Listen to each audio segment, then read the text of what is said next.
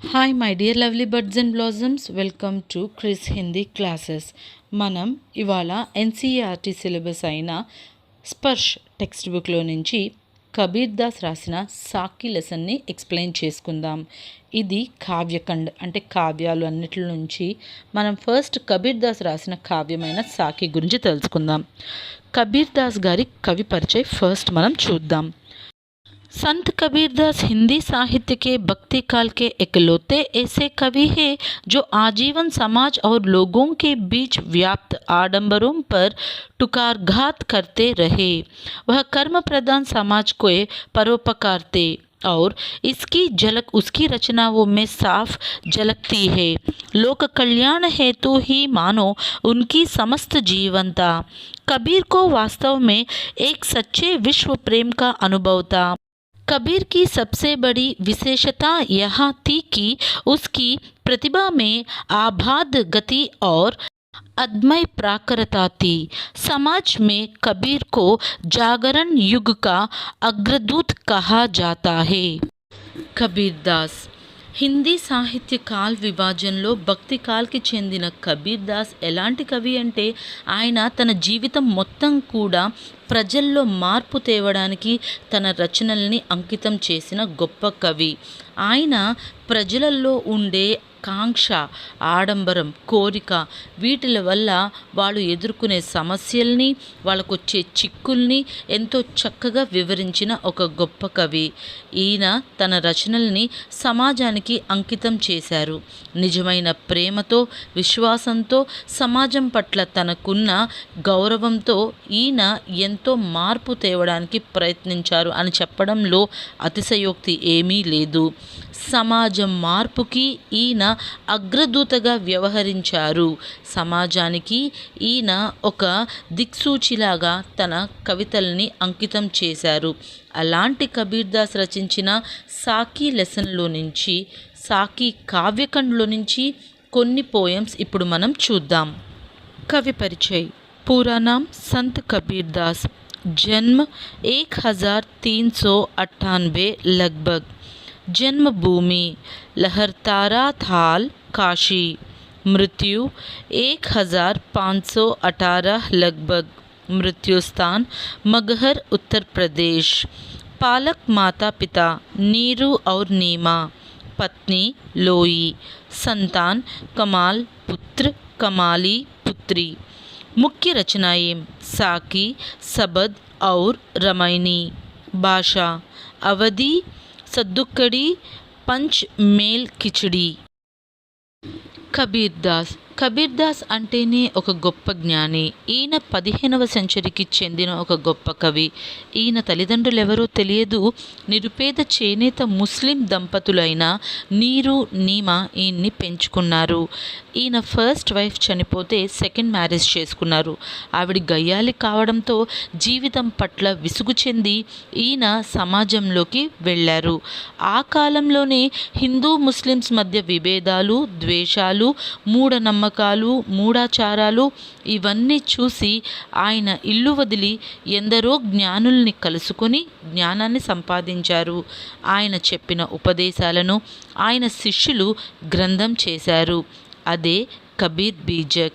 శ్రీరాముడి అనన్య భక్తి కబీర్ దాస్ నిండిపోయింది. కబీర్ దాస్ తన గురువైన రామానందుడి దగ్గర ఎంతో జ్ఞానాన్ని సంపాదించారు.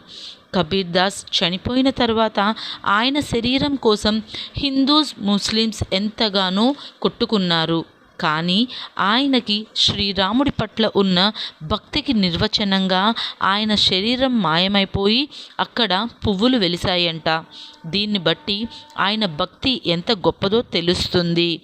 ఈయన 120 సంవత్సరాల సుదీర్ఘ జీవితాన్ని, సమాజాన్ని చూసి ఎంతో ప్రభావితమై తన కవితల ద్వారా, తన రచనల ద్వారా సమాజంలో మార్పు కోరుకున్న ఒక గొప్ప కవి కబీర్ దాస్.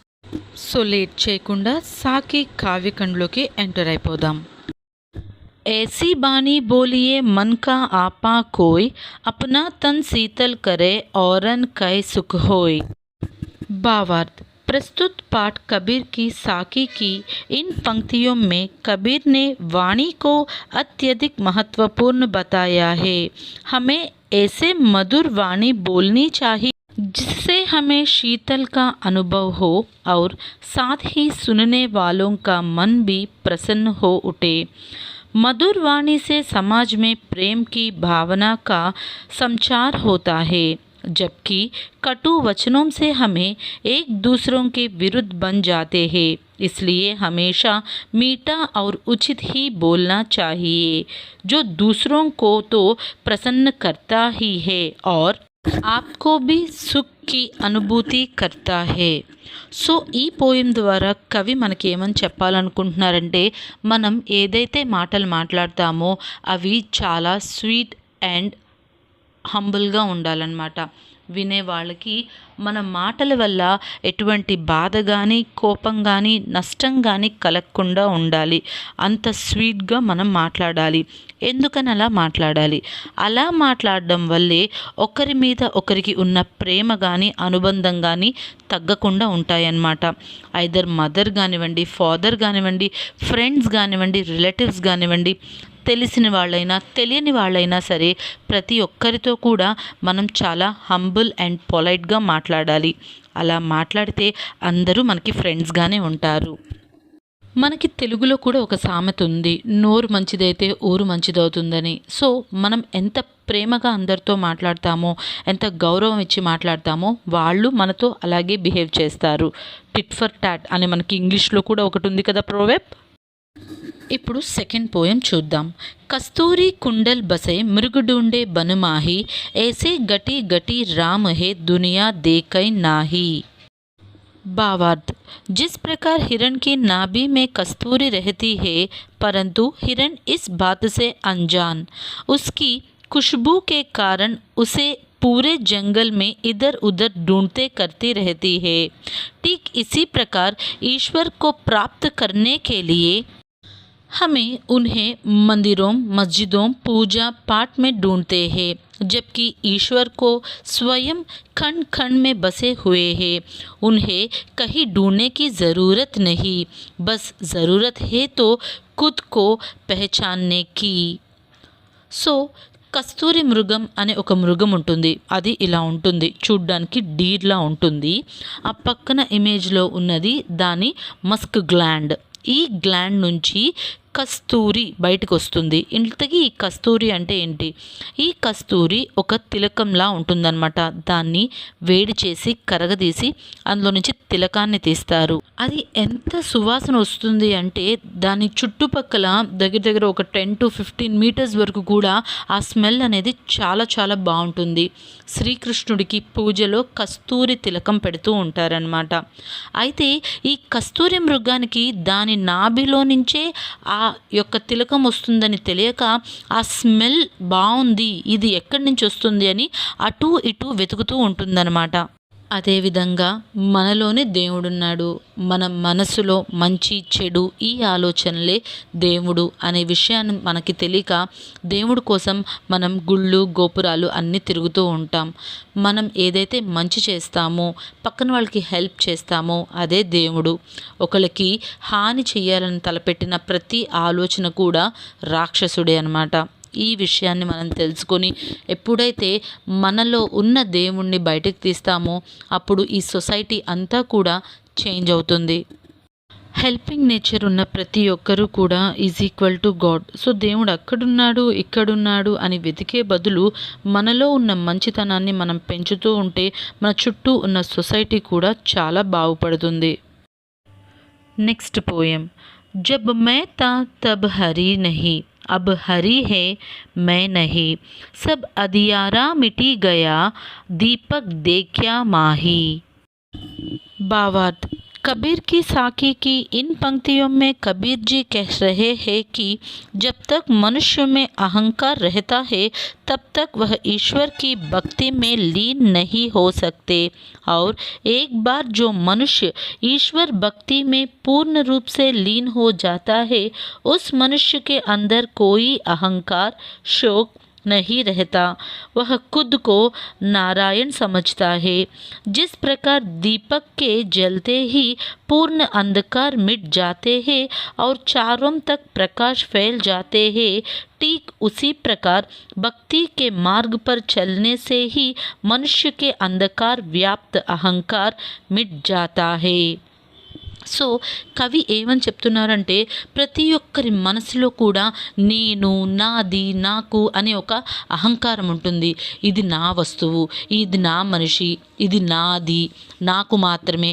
ఇలాంటి అహంకారంతో నిండిపోయిన వ్యక్తి ఎలా ఉంటాడు అంటే, దీపం తన పక్కనే వెలుగుతుంది, ఆ దీపం యొక్క వెలుగు ఆ గదంతా వస్తుంది అని గుర్తించకుండా, తన వల్లే ఆ దీపాన్ని వెలిగించడం వల్లే ఆ వెలుగు వస్తుందని, ఆ దీపాన్ని వెలిగించకపోతే ఆ వెలుగు ఉండదు అనే భావనలో ఉంటాడనమాట. నిజంగా దేవుడు మన చుట్టూతా ఉంటాడు, మనలో ఉంటాడు, మన ఆలోచనలో ఉంటాడు. ఎప్పుడైతే ఈ ఆలోచనలో నుంచి నేను వేరు, నారాయణుడు వేరు అని కాకుండా నేనే, నాలోనే నారాయణుడున్నాడు అని తెలుసుకుంటాడో తనలో ఉన్న అహంకారం పోతుంది. తన చుట్టూ ఉన్న ప్రతి మనిషిలో కూడా తనని చూసుకుంటాడు, అలాగే భగవంతుణ్ణి కూడా చూస్తాడనమాట. ఇలాగా మనలో ఉన్న అహంకారం, మనలో ఉన్న కోపం, ఆవేశం ఇవన్నీ తగ్గించుకోవడం వల్ల మన చుట్టూతో ఉన్న ప్రపంచం ఇంకా అందంగా కనబడుతుంది. Next poem. సుఖియా సబ్ సంసార్ హే కాయే అరు సోవై, దునియా దాస్ కబీర్ హే జాగే అరు రోవై. भावार्थ. कबीर की साकी की इन पंक्तियों में कबीर ने समाज के ऊपर व्यंग्य किया है। वह कहते हैं कि सारा संसार किसी संजय से जी रहा है। लोग खाते हैं और सोते हैं, उन्हें किसी बात की चिंता नहीं है। वह सिर्फ खाने एवं सोने से ही खुश हो जाते हैं, जबकि सच्ची खुशी तो तब प्राप्त होती है जब आप प्रभु की आराधना में लीन हो जाते हो। परंतु भक्ति का मार्ग इतना आसान नहीं है। इसी वजह से संत कबीर को जागना एवं रोना पड़ता है.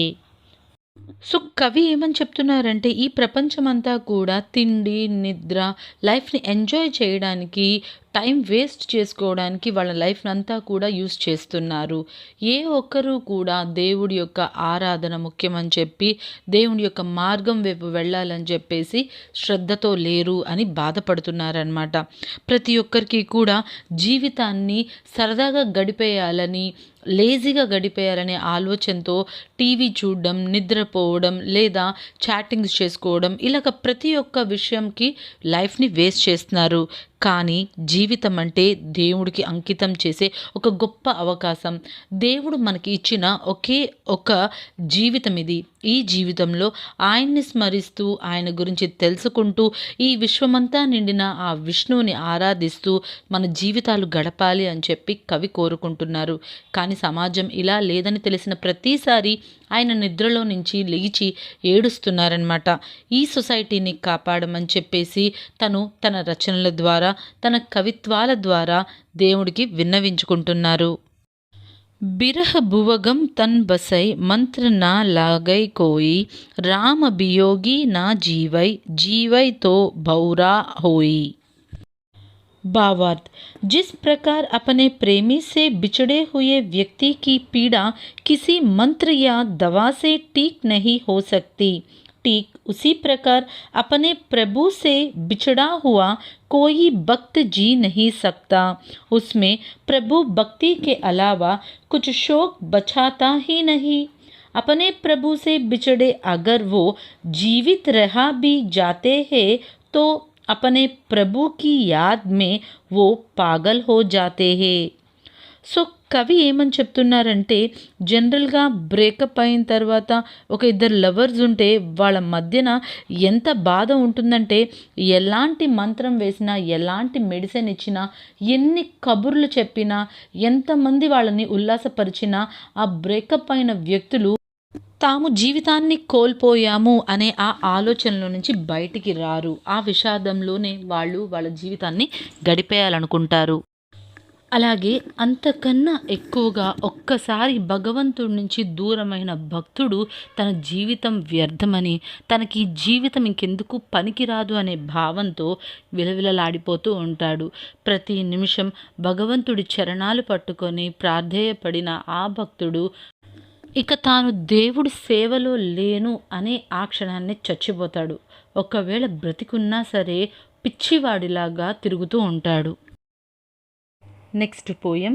నిందక్ నేండా రాఖియే ఆంగనీ కుటీ బాందాయి, बिन साभण पानी बिना निर्मल करे सुबाई। भावार्थ।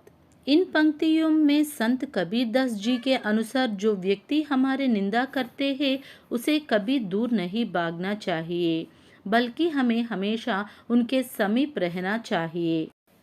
जैसे हम किसी गाय को अपने आंगन में टूंके से बांध कर रहते हैं, ठीक उसी प्रकार ही हमें निंदा करने वाले व्यक्ति को अपने पास रखने का कोई प्रबंध कर लेना चाहिए, क्योंकि जिससे हम रोज अपनी बुराइयों के बारे में जान सके और अपनी गलतियों दोबारा दोहराने से बच सके।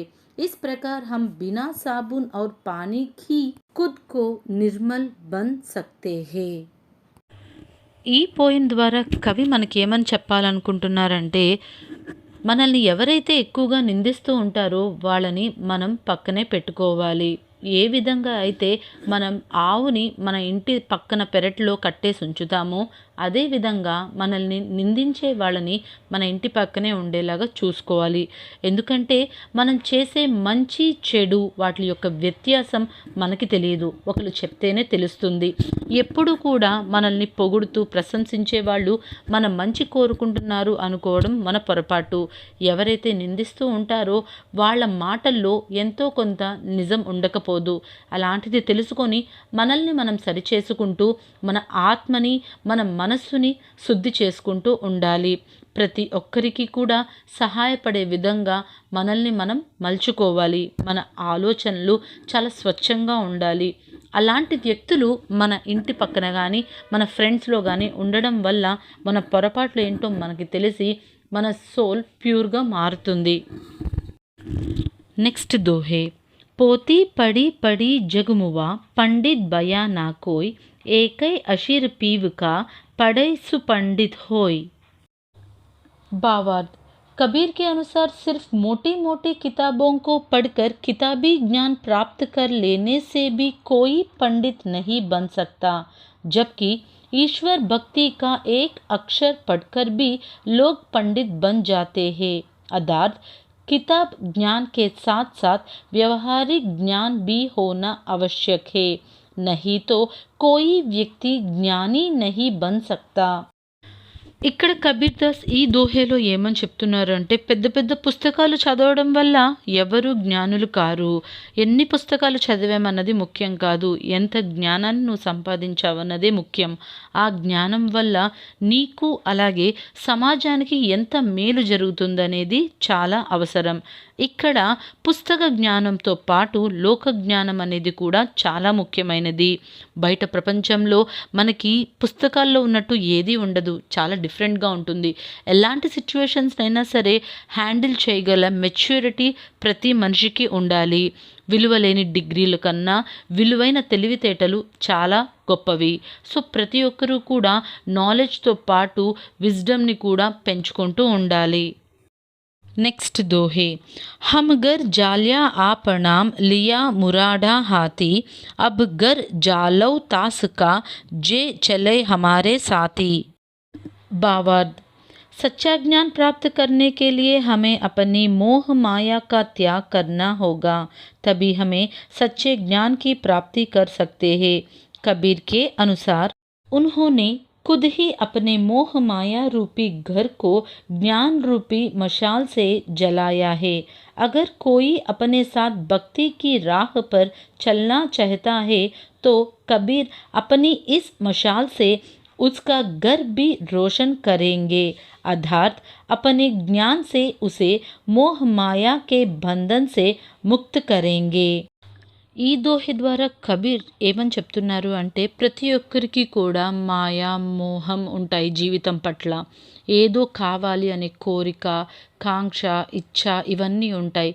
వీటన్నిటి నుంచి వాళ్ళు ఎప్పుడైతే బయటపడతారో అప్పుడే వారికి అసలైన జ్ఞానం అనేది తెలుస్తుంది. అలాంటి మాయా మోహం నుంచి బయటపడిన కబీర్ దాస్ ఎంతో జ్ఞానం అనే వెలుగుని ఆయన సంపాదించారు. ఆయన తన జీవితం మొత్తం కూడా ఆ వెలుగుని నింపుకున్నారు. అలాంటి వెలుగునే ప్రతి ఒక్కరికి కూడా ఆయన ఇవ్వాలనుకుంటున్నారు. కేవలం మనం చేయాల్సింది ఏంటి అంటే అధికమైన కోరికలు, ఇష్టాలు, వాంఛలు వీటన్నిటిని తగ్గించుకొని జ్ఞానం అనే వెలుగు వైపు వెళ్తే కబీర్ దాస్ స్వయంగా తన జ్ఞానాన్ని మనకి ఇచ్చి మన జీవితాన్ని వెలుగుమయం చేయాలని ఆశపడుతున్నారు. ఐ హోప్ మీకు కబీర్ దాస్ సాకి కావ్యఖండ్ అర్థమైందనుకుంటున్నాను. Thanks for watching.